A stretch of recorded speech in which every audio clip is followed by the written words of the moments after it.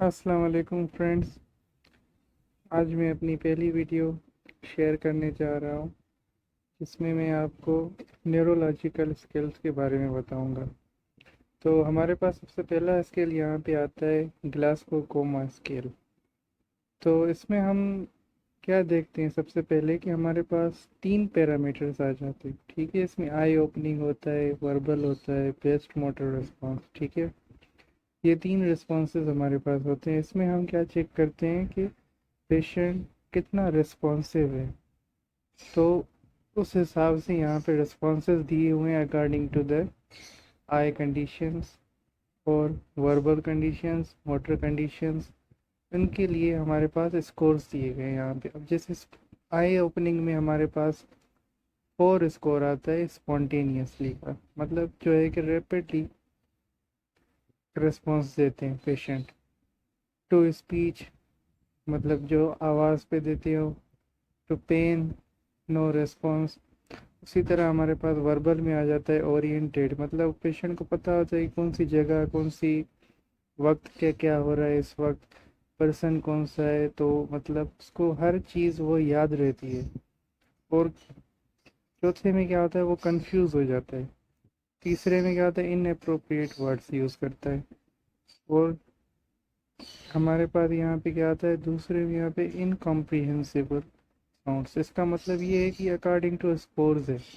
अब जैसे जैसे अगर पेशेंट के आई ओपनिंग में, जैसे फ़र्ज़ कर लें कि यहाँ पे स्पॉन्टेनियसली आप ऑप्शन आ रहे हैं, मतलब वो उसका स्पॉन्टेनियस मतलब रैपिड जो है कि रिस्पॉन्स दे रहा है। और अगर बेस्ट वर्बल रिस्पॉन्स में उसका इनअप्रोप्रिएट वर्ड्स आ रहे हैं, तो वो वर्ड्स को जो है कि अप्रोप्रिएट तरीके से बोल नहीं पा रहा।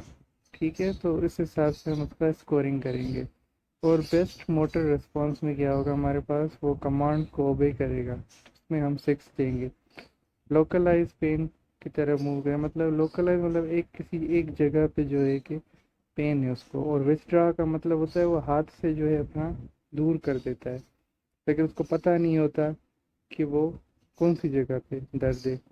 अब एबनॉर्मल फ्लेक्शन आप कैसे याद रखोगे, डी कॉर्टिकेट और डी सेरिब्रेट। अब सेरिब्रेट में हमारे पास क्या आता है कि ई, मोस्ट ऑफ द टाइम ई आ रहा है। अब ई का मतलब ये होता है कि हमारे इसका मतलब कि एक्सटेंशन को डिनोट करेगा। इससे ई से आप याद रख सकते हैं कि एक्सटेंशन है। तो एबनॉर्मल एक्सटेंशन डी सेरिब्रेट और एबनॉर्मल फ्लेक्शन डी कॉर्टिकेट। अब हमारे पास टोटल स्कोर जब हम काउंट करते हैं तो ग्लास्को-कोमा का स्केल टोटल मिला के 15 बनता है, जिसमें से अगर कोमेटोज क्लाइंट होगा तो हम उसको कैसे पता लगाएंगे, उसका स्कोर होगा 8 और लेस। और टोटली जो अनरिस्पॉन्सिव पेशेंट्स होंगे उसका स्कोर जो आता है वो 3 to 4 के बीच आ जाता है। तो ऐसे पेशेंट्स बहुत अनरिस्पॉन्सिव होते हैं। तो इसी के साथ हमारा ये एक स्केल कंप्लीट हुआ। दूसरे की तरफ बढ़ते हैं। तो फ्रेंड्स, हमारे पास अभी ये दूसरा स्केल आ चुका है जिसमें जो है कि हमारे पास AVPU स्केल है। इसका मतलब होता है अलर्ट, वर्बल, पेन, अनरिस्पॉन्सिव। इसमें ये 4 चीज़ें आ जाती है। अब इसमें ये क्या शो कर रहा होता है, ये scale emergency used in emergency medicine assess patients level of consciousness and responsiveness. अब इसमें हम पेशेंट की लेवल ऑफ कॉन्शियसनेस और रिस्पॉन्सिवनेस को दोनों को देखते हैं। अब ये चीज़ें अब हम ग्लासगो स्केल में भी देख सकते हैं, लेकिन ये अलग अलग डिफरेंट स्केल्स होते हैं जिनके बेसिस पे हम अपनी डायग्नोसिस बनाते हैं।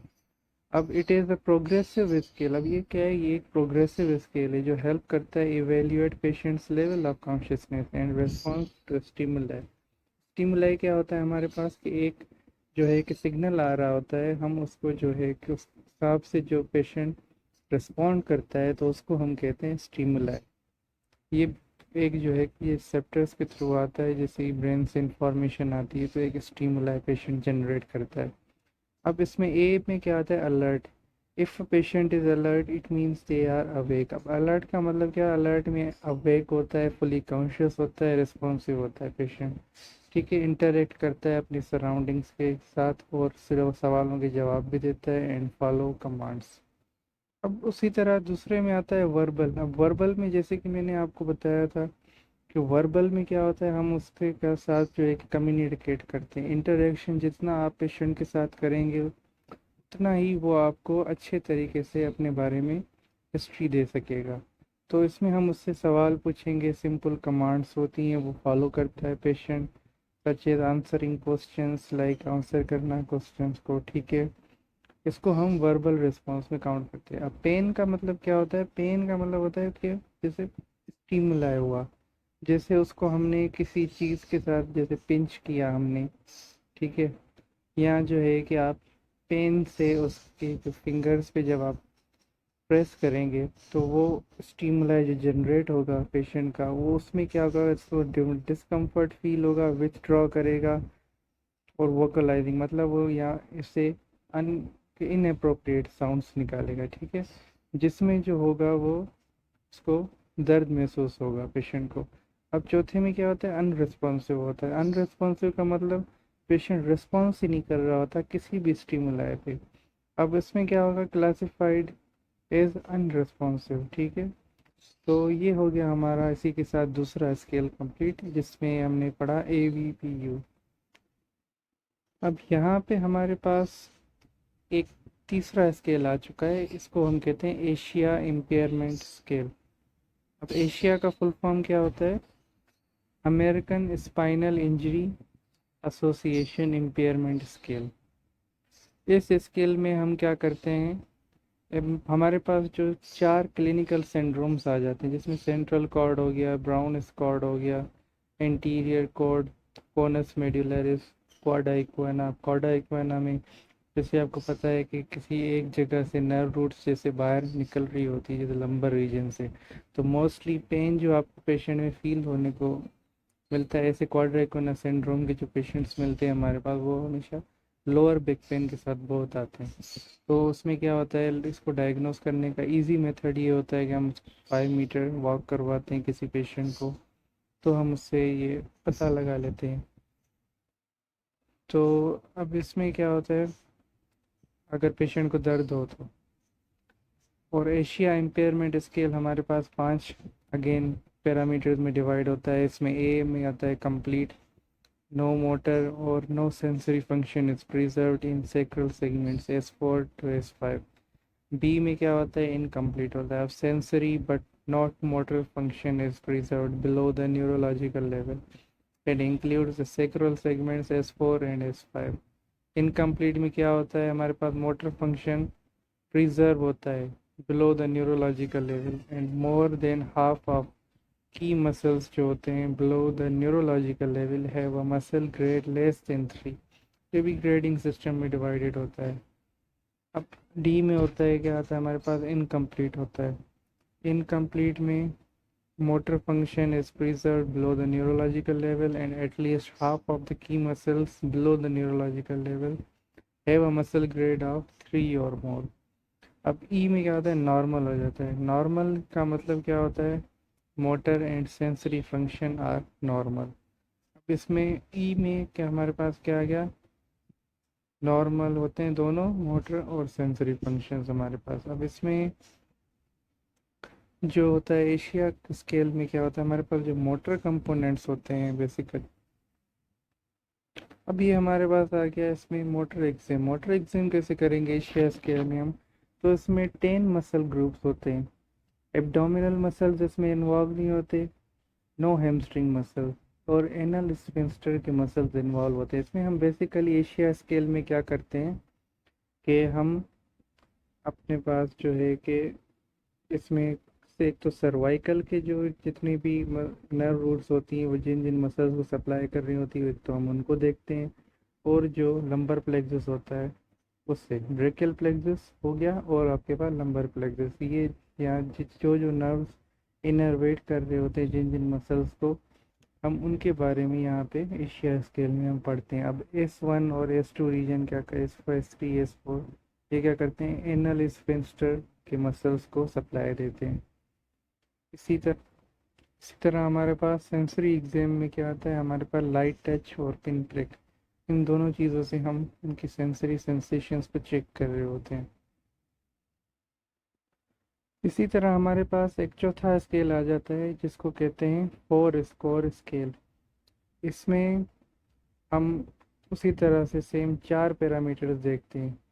हमारे पास इसमें 4 पैरामीटर्स कौन से आते हैं? फर्स्ट आई रेस्पॉन्स आ गया, again motor response, brain stem reflexes. अब ब्रेन स्टेम से जो जो इनर्वेशंस आ रही होती हैं, रिफ्लेक्सेस आ रहे होते हैं, वो उनको हम देख रहे होते हैं। इसमें रेस्पिरेशंस को देखते हैं। फोर का फुल फॉर्म है कि फुल आउटलाइन ऑफ अनरेस्पॉन्सिवनेस, जिसमें हम पूरी आउटलाइन देखते हैं कि अनरेस्पॉन्सिवनेस की इन पेशेंट्स, जो कोमेटोज पेशेंट्स होते हैं मोस्टली हम उनको देखते हैं। इसमें क्या होता है, आई लिड्स ओपन होते हैं और अनओपन। ठीक है, आई रिस्पॉन्स में आ गया आई लिड्स ओपन बट नॉट ट्रैक्टिंग, ये 3 में आई लिड्स क्लोज्ड बट ओपन। ये अकॉर्डिंग टू इनकी हम जो है कि उनको डायग्नोस करते हैं पेशेंट को कि वो कोमेटोज पेशेंट है या नहीं है। मोटर में हम थंब अप करेंगे, फिस्ट और पीस साइन टू कमांड। भी इसमें हम ये चीज़ें localising to pain, flexion response to pain, extensor posturing, ये डिपेंड करता है उसके पोस्चर पे। एक्सटेंशन पोस्चर है, फ्लेक्शन पोस्चर है, पोस्चर है सारा, ये सब हम चीज़ें उसमें देख रहे होते हैं। जनरलाइज मायोक्लोनस, कहीं क्लोनस जो गई कि हाइपर रिफ्लेक्स दिया कि सिम्टम्स तो नहीं आ रहे, कहीं हम ये चीज़ें देखते हैं उनमें। ब्रेन स्टेम में क्या आ जाता है, प्यूपिल एंड कॉर्नियल रिफ्लेक्सेस आ जाते हैं। वन प्यूपिल वाइड, दूसरा फिक्स्ड है। प्यूपिल और कॉर्नियल रिफ्लेक्सेस एब्सेंट। ये हम चीज़ें प्यूपिल की और कॉर्निया की किस में, हम ब्रेन स्टेम रिफ्लेक्स में चेक करते हैं। रेस्पिरेशन में क्या आ जाता है, हम नॉट इंट्यूबेटेड, रेगुलरली इंट्यूबेटेड है या नहीं है। चेन स्ट्रोंग ब्रीथिंग, जो एबनॉर्मल ब्रीथिंग हम जिसको कहते हैं, कहीं वो तो नहीं हो रही पेशेंट को, अचानक से दम घुटता है पेशेंट का। In in intubated irregular breathing pattern के breaths above ventilator rate, ventilator के रेट से ज़्यादा कहीं ब्रीथ तो नहीं कर रहा पेशेंट, उसमें हम ये चीज़ें देख रहे होते हैं। तो 4 स्केल और GCS स्केल, ये और एशिया स्केल, हमने जितने भी पढ़े हैं ये सारे हमारे पास मोस्टली क्या करते हैं, ये ग्लासगो स्केल्स के लिए, तो मतलब कोमेटोस पेशेंट के लिए जो है कि फ़ायदेमंद होते हैं। इसमें हम इनके बेसिस पे अकॉर्डिंग टू डायग्नोस बनाते हैं, किसी एक स्केल के बेसिस पे हम डायग्नोसिस नहीं बनाते। वो क्यों नहीं बनाते? क्योंकि पेशेंट हमेशा अलग अलग डिफरेंट प्रेजेंटेशन दे रहा होता है। तो इस हिसाब से हमारे पास ये बहुत से न्यूरोलॉजिकल स्केल्स होते हैं। यहाँ पे मैंने कुछ डिस्कस किए हैं ताकि आपको इजी लग सके पढ़ने में।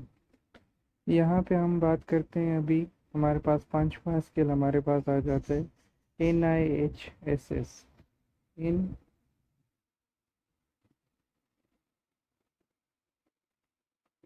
NIHSS स्केल क्या होता है? National institutes of health stroke scale. अब ये national institute of health stroke scale में इसमें हम क्या देख रहे होते हैं, इसमें हमारे पास 11 कंपोनेंट्स आ जाते हैं। ये बेसिकली जो होता है कि 4 स्केल और ग्लासगो स्केल के मुकाबले बहुत ज़्यादा एक्यूरेट रिजल्ट्स देते हैं। अब इसमें हमारे पास 11 आइटम्स आ जाते हैं।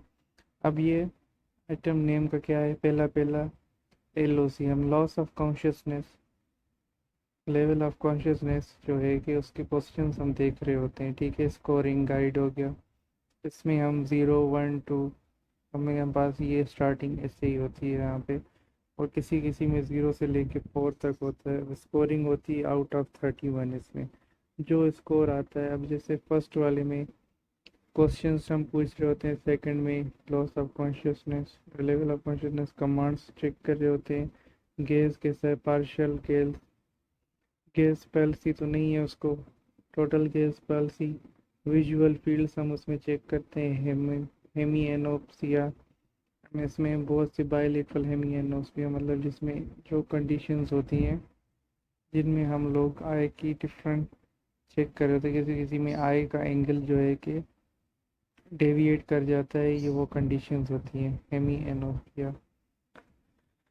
और लेफ़्ट आर्म मोटर हम उसका चेक कर रहे होते हैं, राइट आर्म मोटर चेक कर रहे होते हैं, उसमें हमारे पास ड्रिफ्ट कितनी है, 10 सेकेंड्स आती है, effort against the gravity according to, ये सारे स्किल्स ये आपने याद रखने होते हैं। अगर याद नहीं तो कम से कम आप अपने पास जो है कि जहन में एक पिक्चर बना सकते हैं। जब आप पेशेंट से सवाल जवाब कर रहे हैं तो आप उनसे जो है कि फ्रीली आप ये चीज़ें पूछ सकते हैं। ये चीज़ें आपको स्ट्रीम बनाने में और जो है उस हिस्ट्री पूछने में, मतलब जिसे डायग्नोस बनाने में, वो आपको बहुत ज़्यादा फ़ायदेमंद साबित होंगे। इसमें लेफ़्ट लेग मोटर चेक किया हमने, right leg motor response, sensory response check करेंगे, लैंग्वेज और नेगलेक्ट। मतलब नेगलेक्ट का मतलब क्या होगा, जिन्होंने पेशेंट ने रिस्पॉन्स नहीं दिया मेरे पास, ठीक है। नॉर्मल हो जाता है उसमें 0, 1 माइल्ड, 2 सीवियर। तो इसके साथ हमारे ये जो न्यूरोलॉजिकल स्किल्स का टॉपिक ये सारे ख़त्म होते हैं। तो इसमें आप अब आपको ये जो है जितनी भी आपने स्किल्स पढ़े, ये आपको अपनी डायग्नोसिस बनाने में बहुत ज़्यादा हेल्पफुल साबित होंगे। जैसे आप पेशेंट से हिस्ट्री करेंगे तो हिस्ट्री में भी आपको ज़्यादा तकलीफ़ नहीं होगी जब भी आप पेशेंट से सवाल जवाब करेंगे। तो थैंक यू। अगर आपको मेरी वीडियो अच्छी लगी तो जैसे जैसे आपको और एजुकेशनल वीडियोस जिन जिन को भी आप में से जो जो टॉपिक में डिफ़िकल्टी आ रही है वो आप मुझे कमेंट कर दें, मैं उसमें अपनी जो है कि वीडियो ज़रूर बनाऊंगा। और इसी के साथ आप लाइक और सब्सक्राइब करें मेरा चैनल, अगर आपको शेयर भी करें अगर आपको ये इंफॉर्मेटिव लगती है तो। Thank you.